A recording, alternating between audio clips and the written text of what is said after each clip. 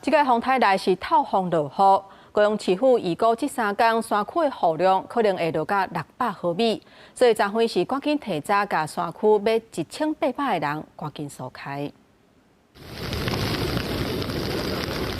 虽然下昼4点，暴风圈挖着陆地，高雄林园区三尾渔港规港风一直下，雨一直落，渔港将要满水位。风台陈老师来到厝门口，嘉义依然拢放风台架，叫民众爱注意防灾。央过吹落到高雄有2个民众早早去兴达港钓鱼。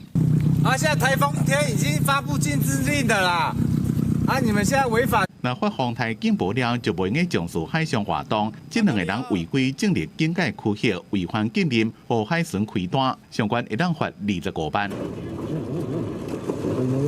伫吹落过头了，市区有一寡路的小范围淹水，有一寡起自用假的防土粉甲防拌的网，要互风吹甲天天开。基山美容区也能感受到风雨的威力。因过民众讲，好加在何时落嚟停嘞，无亲像去年落几工做大水。觉得这个雨。 比去年的那个雨有差，因为去年的那个雨很大。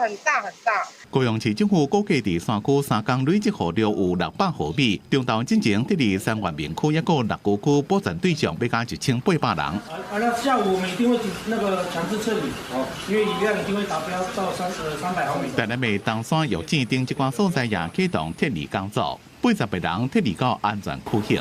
公司新闻综合报道。